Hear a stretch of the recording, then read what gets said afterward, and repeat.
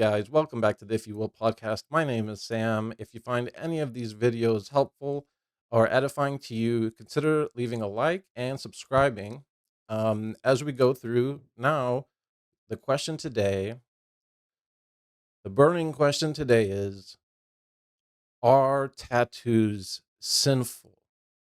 Does the Bible teach that the tattoos are sinful? Now, this is important because roughly one third of Americans have a tattoo. That's a lot of people. So, without further ado, let's get into the answer that the Bible provides. Now, let me just put us in context for a second so that I can show you where tattoos are first brought up in the Bible.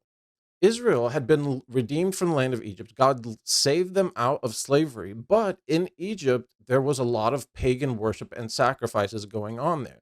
Israel was redeemed from there, but they were kind of stained by those practices. Now, God was bringing them into the land of Canaan, a new land, a good land. And among the Canaanites and the neighboring nations were all types of pagan worship. They worshiped all kinds of gods, not just one god. It was a plurality of gods and um, all kinds of immorality, human sacrifice. All these things took place as part of pagan worship. Now, among one of those things, we are told is the engrafting on the skin or cutting the skin, cutting into the skin. Now, this would be the ancient way of giving tattoos. Obviously, they don't have a needle with a gun that shoots your ink into your skin. This is something different. So, why were they doing that? Well, in their system of pagan religions, they cut themselves first as a universal sign of grief, and secondly, this universal sign of grief was also put and done in a more specific context as a way of doing some kind of sacrificing for the dead.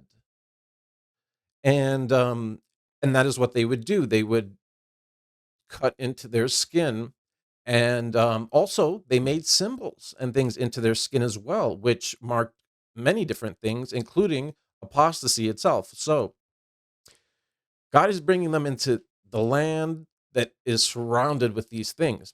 And this is where we get to God speaking about engrafting tattoos in the skin. It begins in Leviticus 19, verse 26.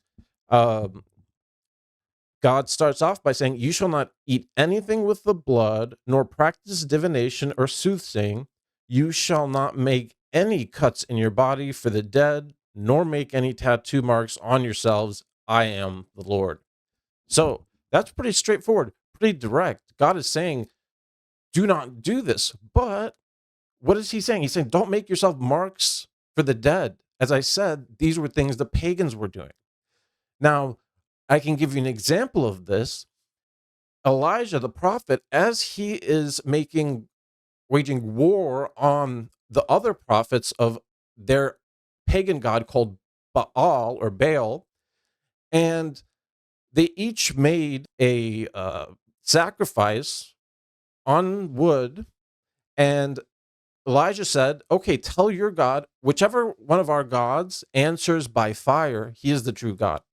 So the prophets of Baal, they started calling on Baal to light the sacrifice, and nothing happened. And then, so what did they do? They started cutting themselves. Again, this is connected to pagan actions, and no fire came. But Elijah calls God down, and God burns the whole sacrifice and everything around it. But the New Testament, when we get to the New Testament does not make mention of tattoos. Now, the New Testament is rich with quotes all over the Old Testament. It is constantly quoting the Old Testament, and it is speaking of all of the fulfillments of the prophecies in the Old Testament in Jesus. But there's three kinds of law. There's the moral law, the 10 commandments. There is the sacrificial law that was made for atoning for the sin. This was mainly the high priest on Yom Kippur every year who would do this. And then there are the dietary laws. And among the dietary laws would be how they dressed and how they did certain things that God instructed them to separate themselves from the other nations. The Bible and the New Testament does not ever make mention of tattoos. And the Old Testament did, but it did so in the context of pagan worship. That is the context we're given for that specific law. What does this mean then? What do we conclude? Well, since the New Testament makes all kinds of commands, especially for the Gentiles, the people who are non-Jews who never knew the God of Israel, never knew the Bible, isn't it strange that they don't mention the cutting of themselves or tattoos? They mention all kinds of other things that are in the Old Testament, but not that. So what's our conclusion? Well, the conclusion is this: that tattoos are not inherently sinful. They're not. Where I would take a step forward in this beyond what maybe more liberal theologians would say, um, I would go beyond this and say what determines the sinfulness or goodness of the tattoos that we have or that we're going to get is the intentions that we have for why we are making the tattoos. What intentions are we doing? Are we getting, a cross? Are we getting a verse? Are we getting something that says something about our faith and who we are and in Christ and glorifying Him? Or are we putting images on our body that reflect any sort of worship or recognition of other gods, lowercase g, of uh, more demonic, cultic types of things? I think if we're doing that for that intention, then that would be sinful. Now, there are many of you who have not, it's doesn't fall into one category or the other, not inherently trying to do something that glorifies God, nothing evil, cultic, or demonic. And I would say to you that it just rests on your conscience. If you, in your conscience, is at peace with the tattoo that you have, if you do not have a constant voice, a conviction, a guilt for the tattoo, then it's not a sin. Just don't violate your own conscience. So those are the categories that I give. That is the biblical answer.